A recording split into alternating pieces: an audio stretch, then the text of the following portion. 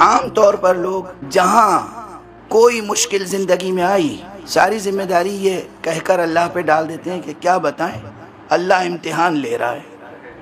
اے سبحان اللہ، آپ کوئی ایسی شے ہیں کہ اللہ آپ کا امتحان لے گا؟ نہیں، اپنی حیثیت بھی تو دیکھیے، ہم لوگ اپنی حیثیت بھی تو دیکھیں۔ اللہ ہر ایک کا امتحان لے لیتا ہے۔ آپ ہر ایک کا امتحان لیتے ہیں؟ سڑک پہ کھڑے ہیں آپ اور کوئی گزر رہا ہے اجنبی، آپ اس کے لیے اجنبی، وہ آپ کے لیے اجنبی، آپ کہیں بھائی ذرا ٹھہرو میری مدد کرو، وہ کہے میں کیوں مدد کروں؟ تو آپ کہیے کہ میں تو تمہارا امتحان لے رہا تھا۔ یہ کوئی بات ہوئی؟ معقول بات ہے؟ نہیں ہے۔ ہاں، اگر کوئی ایسا شخص گزر رہا ہو جس نے کبھی آپ سے محبت جتائی ہو، آپ سے محبت کا رشتہ قائم کیا ہو، اور آپ سے یہ وعدے وعید ہوئے ہوں کہ بھئی کبھی بھی کوئی موقع ہو تو مجھے یاد کر لیجئے گا، آزما لیجئے گا، وغیرہ وغیرہ، اس وقت اگر آپ اس کا امتحان لیں تو ایک بات بھی ہے۔ غور فرمائے ہیں آپ؟ تو خدا دراصل امتحان اس کا لیتا ہے جو عشق الہی کا دعویٰ کرے، جو محبت الہی کے لیے آگے قدم بڑھائے اور اللہ سبحانہ و تعالیٰ سے اپنے لیے ذمہ داریاں طلب کرے۔ دوسری مثال دے دوں تاکہ بات ذہن نشین ہو جائے۔ کسی یونیورسٹی کی طرف سے کتنے لوگ گزرتے ہیں مین روڈ سے، وائس چانسلر صاحب ہر ایک کا انٹرویو لیتے ہیں کیا؟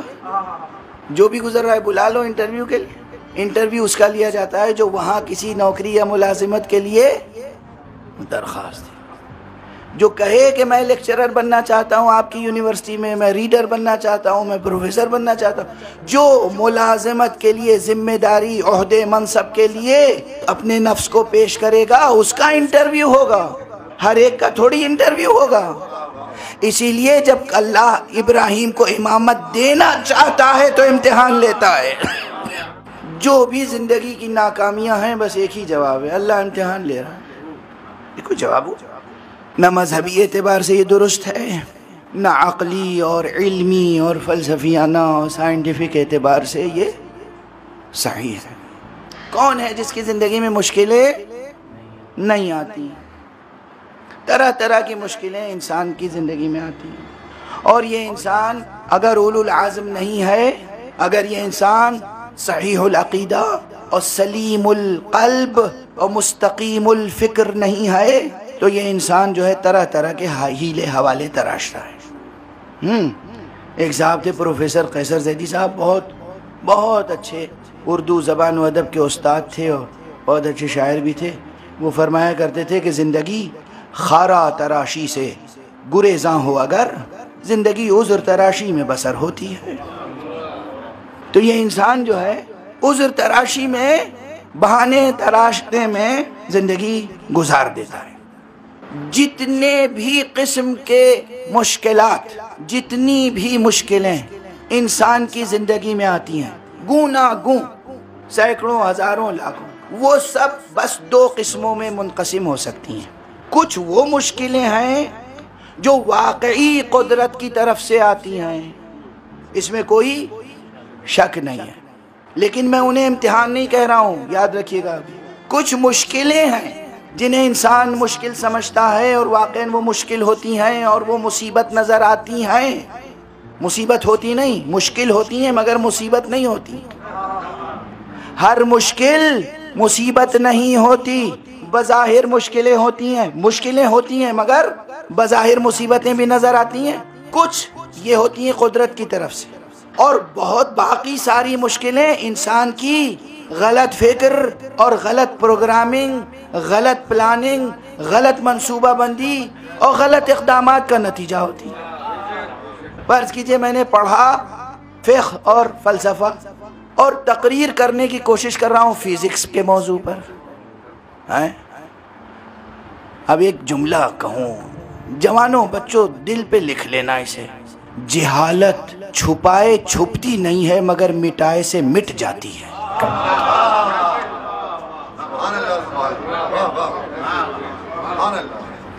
جہالت کو مٹانے کی کوشش کرنا، چھپانے کی کوشش نہ کرنا۔ یاد رہے گا جملہ؟ ہم نے بڑے بڑوں کو دیکھا ہے، بڑے بڑوں کو دیکھا ہے، جہالت چھپائے چھپتی نہیں ہے مگر مٹائے سے مٹ جاتی ہے۔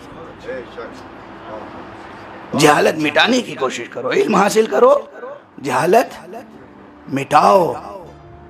جتنے مسائل ہیں ان میں سے کچھ وہ ہیں جو مشکلیں اللہ کی طرف سے، قدرت کی طرف سے انسان کی زندگی میں آتی ہیں، اور باقی وہ ہیں کہ جو انسان کی اپنی پیدا کی ہوئی مشکلیں ہوتی ہیں اور مصیبتیں ہوتی ہیں۔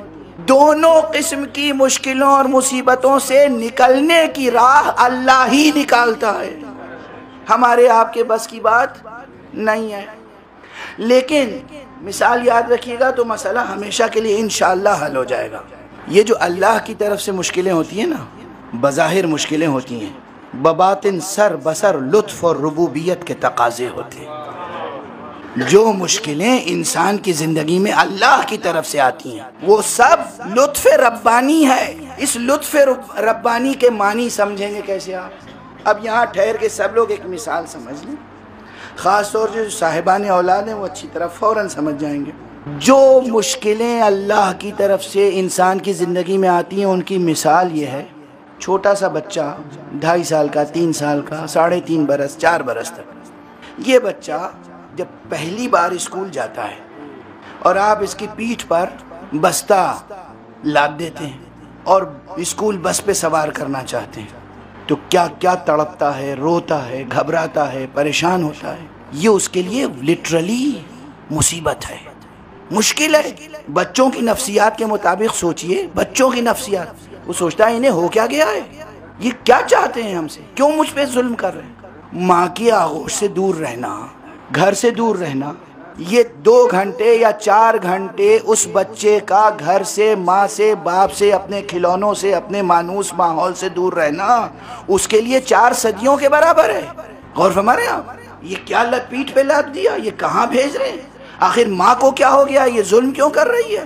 باپ کو کیا ہو گیا، یہ کیوں ستم توڑ رہا ہے؟ یہ کہاں بھیج رہے ہیں ہمیں اجنبی ماحول میں؟ بچہ گھبراتا ہے اور اسکول جانا، بستہ اٹھانا اس کے لیے مشکل ہے اور مصیبت، مگر در حقیقت یہ لطف ہے اور تربیت۔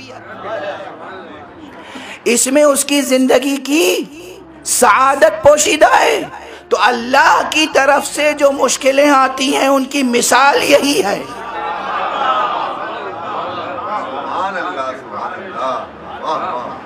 جیسے بچے کو سمجھ میں نہیں آتا کہ یہ کیوں بھیج رہے ہیں، اسی لیے انسان، عقل انسانی عقل کل کے مقابلے میں کیا حیثیت رکھتی ہے؟ ہمیں اللہ کی حکمتیں، اللہ کی تدبیریں سمجھ میں نہیں آتی، ہم اسے مشکل سمجھتے ہیں، مصیبت سمجھتے ہیں، مگر وہ نہ مشکل ہے نہ مصیبت۔ اگر ہم نے اس کو سہ لیا اور گزر گئے اس مرحلے سے تو وہ ہمارے لیے سراسر لطف ہے اور تربیت، لطف ربوبیت، لطف